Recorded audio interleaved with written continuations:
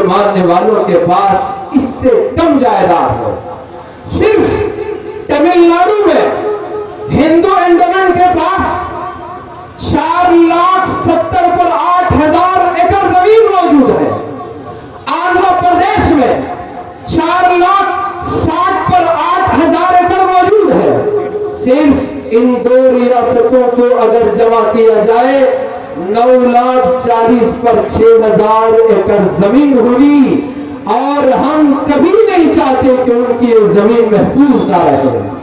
ہمارا اس کے ساتھ کسی قسم کا غلط خیال نہیں ہے۔ آپ کے پرکھوں نے دیا، آپ کو مبارک ہو، بلکہ ہم حکومت وقت سے مطالبہ کرتے ہیں کہ آپ حکومت والے دوسرے دھرم کے لوگوں کی زمینوں کی حفاظت کا بھی کام کریں۔ اور ہماری یہ زمین کیسے حاصل ہوئی؟ میں مسلم پرسنل لا بورڈ کے اس کاروان کے سامنے آسانی سے سمجھنے کے لیے چھوٹی سی بات کہہ دوں تو معاملہ آسانی سے سمجھ میں آ جائے گا۔ ہمارے محلے آباد ہوتے ہیں، گھر بنائے جاتے ہیں، لے آؤٹ بنانے والے 1-2 سائٹ 3 سائٹ یا تو وہ خود چھوڑتے ہیں، یا ہماری آبادی، مسلمانوں کی آبادی، آپ جیسے غیرت مند جمع ہوتے ہیں، نوجوان بھی، بڑے بھی، بزرگ بھی، مالدار بھی، غریب بھی بیٹھتا ہے، آپس میں مشورہ کرتا ہے۔ ہمارے تو گھر بن گئے لیکن اللہ کا گھر نہیں بنا۔ پھر کیا ہوتا ہے؟ کوئی 1 روپیہ چندہ دیتا ہے، کوئی 10 روپیہ چندہ دیتا ہے، کوئی 100 200 500 1000 روپیہ چندہ دیتا ہے۔ پھر اللہ کے گھر کے لیے زمین خریدی جاتی ہے، پھر مشورہ ہوتا ہے، تعمیر کے لیے جھولی پکڑی جاتی ہے۔ ہمارا مسلمان، چھوٹے سے چھوٹا مسلمان، مزدوری کرنے والا، ٹھیلا گاڑی دھکیل کر اپنے بیوی بچوں کا پیٹ پالنے والا 1-1 روپیہ اس جھولی میں ڈالتا ہے تاکہ اللہ کے گھر کی تعمیر کا کام ہو سکے۔ پھر مسلمان اللہ کا گھر بناتے ہیں، بچوں کی تعلیم کے لیے مدرسہ بناتے ہیں، عیدین کی نماز کے لیے عیدگاہ بناتے ہیں، ہمارے مرحومین کی تدفین کے لیے، قبرستان کے لیے زمین کے پیسے اکٹھا کرتے ہیں۔ تو آپ بتائیں، آل انڈیا مسلم پرسنل لا بورڈ کی یہ لڑائی، آپ کو راستوں میں نکلنے کی یہ دعوت، آپ کے 1-1 اس روپیے کی حفاظت کی لڑائی ہے جو 1 روپیہ آپ نے اللہ کو دیا تھا۔ آپ کے 5-10 روپیوں کی حفاظت کی لڑائی ہے جو آپ نے اللہ کو حوالے کیا تھا۔ اس کا مالک کوئی انسان نہیں، وہ جگہ جو آپ کے پیسوں سے خریدی گئی اور اللہ کے گھر تعمیر کیے گئے، وہ اللہ کی ملکیت ہے۔ آج مسلم پرسنل لا بورڈ یہی آواز لگا رہا ہے کہ ملک میں اوقاف کی جو جائیدادیں ہیں، ہماری جو مسجدیں ہیں، ہمارے جو مدرسے ہیں، ہمارے جو عیدگاہ ہیں، ہمارے جو قبرستان ہیں، اس کی حفاظت کی ذمہ داری آپ لوگ لیں گے، کوئی اور نہیں لے سکتا۔ بات سمجھ میں آ گئی؟ بہت آسان ہے۔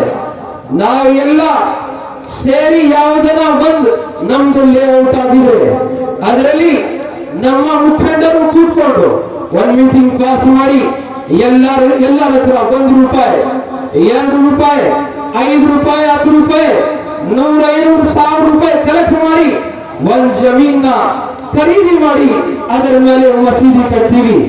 ಯಾಕೆ ನಮ್ಮ ಮನೆಗಳಿದಾವೆ, ದೇವ್ರ ಮನೆ ಕೂಡ ಇರಬೇಕು। ಯಾವ ರೀತಿ ನೀವು ಮಾಡ್ತೀರಿ, ನಮ್ಮ ಹಿಂದೂ ಬಾಂಧವರು ಅವರು ಮಾಡ್ತಾರೆ, ಅವರ ಏರಿಯಾದಲ್ಲಿ ಮಂದಿರ ಕಟ್ತಾರೆ, ಕ್ರಿಶ್ಚಿಯನ್ಸ್ ಚರ್ಚ್ ಕಟ್ತಾರೆ, ಸಿಖ್ और गुरुद्वारा बिल्ड ಮಾಡ್ತಾರೆ, ಅವರ ಧರ್ಮ ಅವರು ಏನನ್ನ ಮಾಡಲಿ।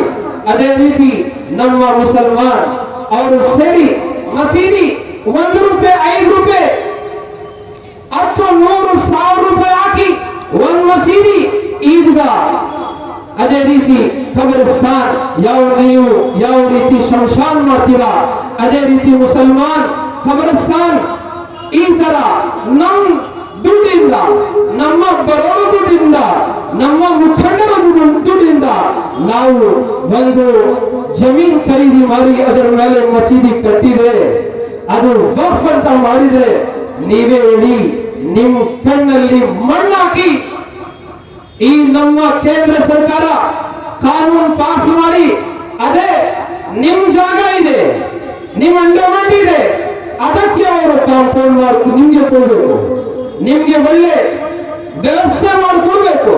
ಅದನ್ನ ಬಿಟ್ಟು ವಕ್ಫ್ ಬೋರ್ಡ್ ಇಷ್ಟು ಜಾಸ್ತಿ ಜಾಗ ಇದೆ, ಇಷ್ಟು ಜಾಸ್ತಿ ಜಾಗ ಇದೆ, 6 ಲಕ್ಷ ಎಕರೆಯಿಂದ ಜಾಸ್ತಿ ಅವರ ಹತ್ರ ಜಾಗ ಇದೆ. ತಮಿಳುನಾಡಿನಲ್ಲಿ, ಆಂಧ್ರ ಪ್ರದೇಶದಲ್ಲಿ ಹಿಂದೂ ಅಮೆಂಡ್ಮೆಂಟ್ ಹತ್ರ 9,46,000 ಎಕರೆ ಜಾಗ ಇದೆ. ನಾವು ಕೇಂದ್ರ ಸರ್ಕಾರಕ್ಕೆ ಹೇಳ್ತೀವಿ, ನಿಮ್ಮ ಈ ಜಾಗನಕ್ಕೆ ಅವರು ಕಾಂಪೌಂಡ್ ಆಗಿ ನಿಮ್ಗೆ ಸೇಫ್ ಮಾಡಕ್ ಕೂಡ ಕೇಳ್ತೀವಿ. ನಾವು ನಿಮ್ ಜೊತೆಯಲ್ಲಿದ್ದೀವಿ, ತಾವು ನಮ್ ಜೊತೆಯಲ್ಲಿದ್ದೀವಿ, ನಾವು ಸೇರಿ ಈ ದೇಶದಲ್ಲಿ ಬದುಕ್ತಾ ಇದ್ದೀವಿ. ನಮ್ಮ ಕೇಂದ್ರ ಸರ್ಕಾರ ನಮ್ಮ ಪ್ರೀತಿ, ನಮ್ಮ ಇತಿಹಾಸ, ನಮ್ಮ ಒಗ್ಗಟ್ಟಿನಲ್ಲಿ ಅವರು ದರಾಳಾಗಿ ನಮಗೆ ದೂರ ಮಾಡೋಕ್ಕೆ ಒಂದು ಪ್ರಯತ್ನ ಮಾಡ್ತಾ ಇದ್ದಾರೆ. ಅದಕ್ಕೆ ನಾವು ಕೇಳದ ನಿಮ್ಮಂತ ಎಲ್ಲ ಭಾರತೀಯರಿಗೆ ನಾವು ಎಲ್ಲ ಒಂದೇ, ನಾವು ಒಗ್ಗಟ್ಟಾಗಿ ಈ ದೇಶದಲ್ಲಿ ಬದುಕಬೇಕು. ನಮ್ಮ ದೇಶ ನೋಡಿ, ಈಗಲೇ ನಮ್ಮ ಪ್ರೋಗ್ರಾಮ್ ಸ್ಟಾರ್ಟ್ ಆಗುವಾಗ ಆಗಲೇ ಕಾಶ್ಮೀರದಲ್ಲಿ ಪಹಲ್ಗಾಮ್ದಲ್ಲಿ ಆತಂಕವಾದಿ ಘಟನೆ ಆಯಿತು. ನಾವು ಎಲ್ಲ ನಿಂತ್ಕೊಂಡು ಅವರ ಜೊತೆ ಯಾವ ತರ ಅವರಿಗೆ ಸನ್ಮಾನ ಮಾಡಬೇಕು ಮಾಡಿದರು. ಯಾಕೆ? ನಾವು ಭಾರತೀಯರು. हमको बहुत गम होता है, एक बॉर्डर से दूर पहलगाम है, चौकियां हटाकर वहां पर नाम पूछकर उनको गोली मारी जाती है, नाम पूछकर गोली मारी जाती है। सलाम है हमारे कश्मीरी मुसलमानों को, कहीं वहां जो सयाह थे, जो टूरिस्ट थे, हमारे इन मुसलमानों ने ही उनकी हिफाजत भी की थी। क्यों हमारे माध्यम के लोग, हमारे टीवी चैनल वाले उसको क्यों हाईलाइट नहीं करते? क्या आप भी इस मुल्क को तोड़ना चाहते हैं? दरपर्दा हुकूमत वक्त का साथ देना चाहते हैं? आप सारी कोशिश कर ले, हमारा ये मजमा, हमारा एक बुजुर्ग, हमारा एक नौजवान आपको इत्तेहाद के साथ आपके सामने खड़ा हुआ मिलेगा। ये मुसलमान पूरे इत्तेहाद और इत्तेफाक के साथ मौजूदा हुकूमत की तमाम पॉलिसियों का मुकाबला करेगा। और जब तक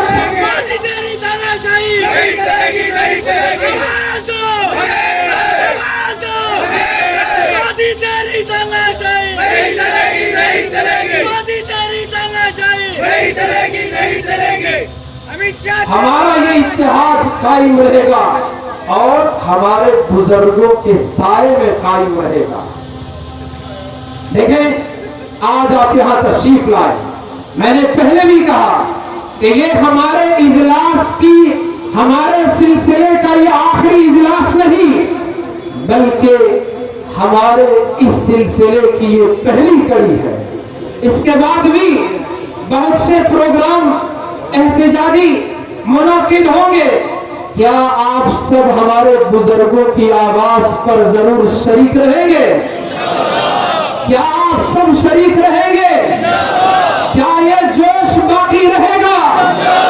अल्लाह रब्बुल जलाल से दुआ है कि जब तक ये जहरीला बिल अपने बिल में वापस न चला जाए, उस वक्त तक मेरे मौला हमारे इत्तेहाद को बाकी रख, दायम रख, और इस बिल और कानून को हमेशा खत्म कर, और हमारा आपसी इत्तेहाद हमेशा के लिए कायम और बाकी रहे। मेरे बुजुर्गों, आज हमारे दरमियान हमारे करम फरमा हजरत वाला, हम सब के पेशवा मुरब्बी हजरत मौलाना मेरे ताया मुहतरम اس جلسے کے صدر علی وقار اپنی علالت تبلیغ کے باوجود ہمارے درمیان تشریف فرما ہے. چونکہ باتیں درمیان میں نہیں آ سکی, دوسروں کو عنوان بھی دیا گیا تھا, اس لیے بات نہ ہو سکی, تو اس لیے میں نے آپ کے سامنے تھوڑی سی زیادہ بات کر لی ہے.